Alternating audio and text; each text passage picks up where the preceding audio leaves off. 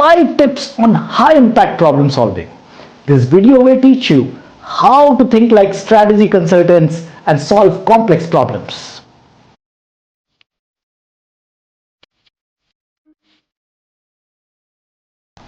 In a survey by McKinsey, it was found that only 28% of executives believed that the quality of strategic decision making made by their companies are good. So why is decision making so suboptimal? Now there are multiple reasons for that, but one of them has to do with poor problem solving ability. Now, if you look at life, the complexity of problems we face as we move up the hierarchy in the professional life keeps increasing rapidly, and so is true for our personal lives. So what becomes important is a deep understanding of problem solving concepts and techniques so that we can effectively and meaningfully address the array of problems that we keep facing in our life. So the question is how to undertake high impact problem solving. Now we will look at 5 powerful techniques to do that. Number 1, define the problem specifically. How do you do that?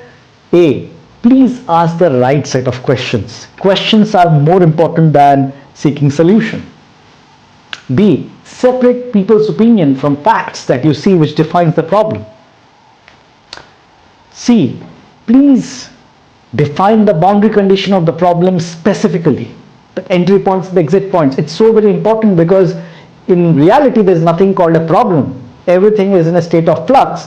What you define as a problem is a function of your goal. If you want to become, as an instance, a millionaire or a billionaire, that will land you with a certain set of problems which will be very different if you want to just manage survival. So you need to define clearly, preferably with matrix, what is in scope of the problem and what is out of scope of the problem. Where does the problem start, which is the entry point, and where the problem exits. Now we'll move to the second concept of how to do powerful problem solving, and that is understanding and identifying the root cause and addressing the root cause of the problem and never the symptoms. Now how do you do that? There are many ways and techniques for that, but one of the very well-known techniques that we use is called 5 why analysis. So you keep asking whys and loops till you reach at the root cause. Why am I not rich?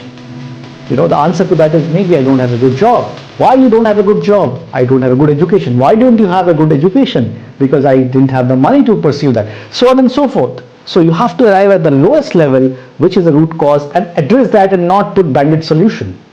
The next technique, which is very popular especially in the consulting world, is called zoom out before zoom in. By zoom out, what I mean is whenever you are heading or addressing a problem, identify all possible solutions to that problem, right? Create a platter of that before you narrow it down. So once you have done the plattering, the zoomed out thing, then you zoom in and see which particular solution option is best fit in your case for your given problem.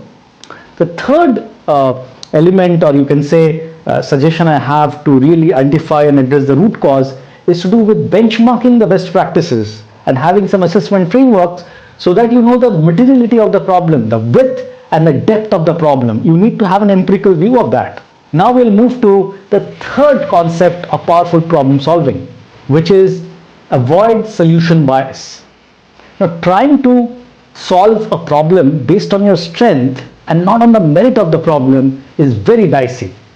You risk being blinded by your strengths and overlooking critical and the complexities of the problem, thereby creating ineffective solution which doesn't have a market fit. And this is so common in the world of entrepreneurship, where people have termed it very nicely, something called poor product to market fit. You have built a great product you love, but it doesn't solve anyone's problem, and hence it's a failure. The next powerful technique or point that you need to keep in mind for problem solving is avoid superficial understanding of problems. It's so very common. People do a narrow framing of the problem statements based on their assumptions of the context.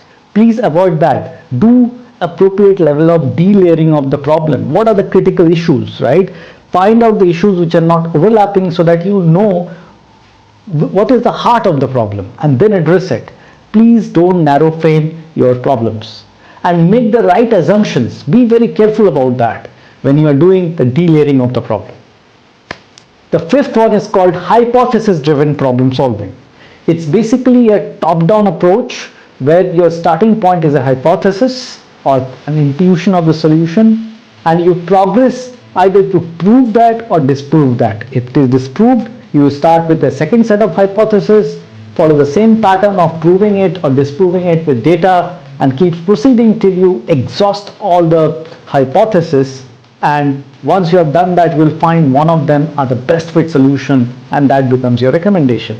Now, what is very important when you are doing hypothesis-based problem solving is to structure the problem in such a way that your hypotheses or the list of hypotheses that you make are MECE.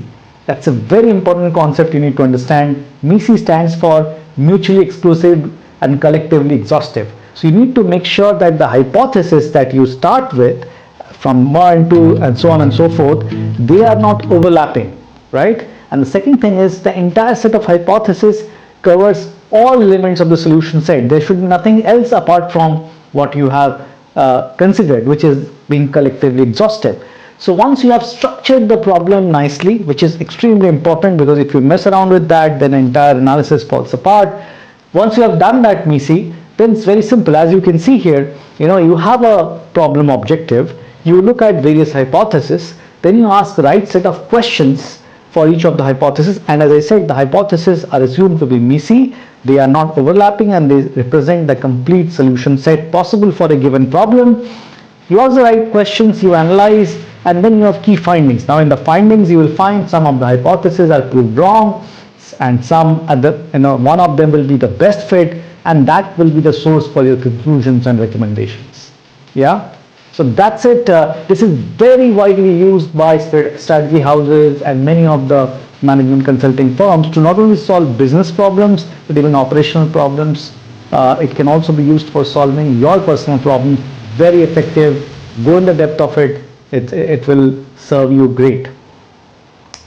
So that's it for today. These were the 5 powerful techniques I would recommend you should follow to strengthen your problem solving ability, to make it strong and to be a great problem solver.